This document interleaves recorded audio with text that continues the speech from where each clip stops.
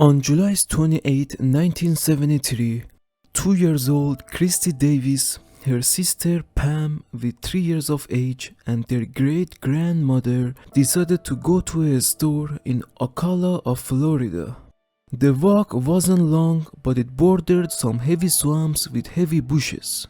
Sometime during the walk, all three got lost. At night, the mother of Christy and Pam called the law enforcement to report the three were missing. Soon a search effort was started. At some point there was 2,000 searchers on the ground and in the air combined. One day after the three went missing, they found the great-grandmother 20 miles south of Ocala near Circle Square Ranch in the weeds. On the same day, around 1.5 miles from the finding, they suddenly found Christy's sister as well. The county sheriff stated the two had to walk 20 miles to reach the spot they found them. He also said the field had lots of rattlesnakes in it and he was surprised none of them were bitten. The county sheriff stated the great-grandmother was very confused and disoriented when she was found. They also said they couldn't get sufficient information about where they had been or what they had been doing during the time they were gone. They also questioned Christy's sister, but she couldn't remember anything either. The formal search for Christy continued for 10 days without finding her. Christy's name is not in any missing cases database, which usually means her body was found eventually, but there is no news article about that. The fact that a 60-year-old woman and a 3-year-old girl could walk 20 miles in 20 hours seems impossible. We will never know what really went on in this incident.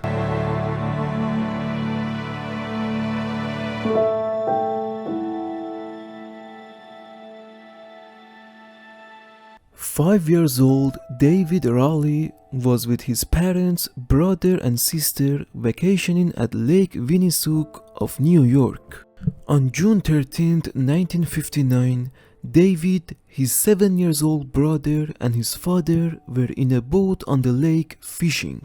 At 8 p.m., a heavy rain started in the area and David's father brought the boat to the dock, which was only 100 feet from their cottage. He told David to run towards the lodge and shortly after, William followed. During the time the boys were fishing, Mrs. Raleigh and her daughter decided to go to a store to buy supplies. At the time when David was running towards the cottage, it was empty.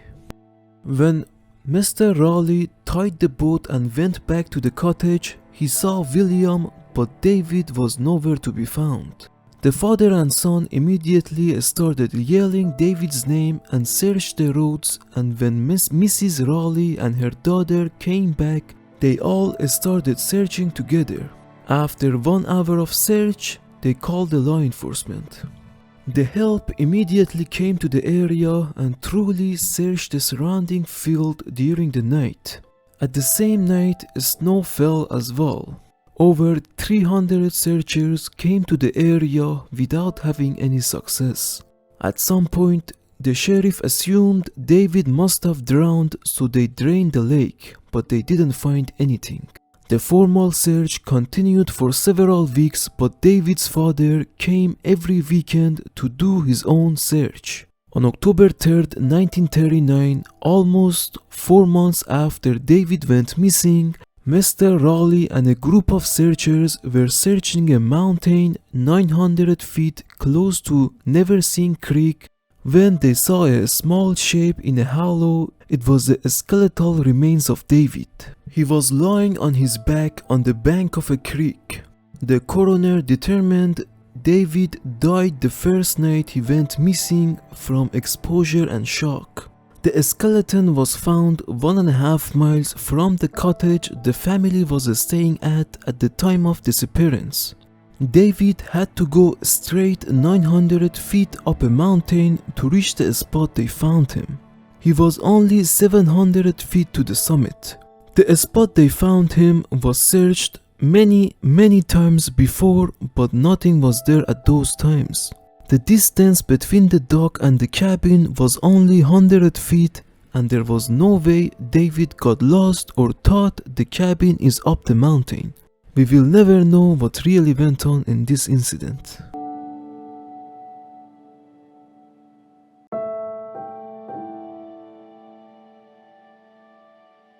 On August 19, 1859, Mrs. King and her 6-year-old daughter went to visit a neighbor 4 miles from their home outside of Paulides, Ohio. As the two arrived, Mrs. King's daughter started walking with the neighbor's daughter, who was going to bring water for her father, who was working in the nearby field.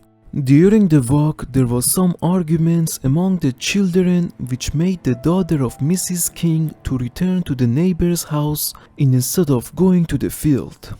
Other children who were close by claimed the king's daughter was in view when she decided to turn back. After a while, the other kids went home to find out king's daughter hadn't arrived yet. All members of the two families started searching and continued for the entire night without having any success. On the morning of the next day, more searchers came to help. The group searched for 9 days until they finally found the 6-year-old. She was found lying over 2 logs where it had been fallen. She was dead. She was found 2 miles from the spot she was last seen. She didn't have any clothing and was completely naked. It was determined she died few hours before she was found. The spot they found her was searched multiple times during the previous days without having any success. What happened to her remains a mystery to this day.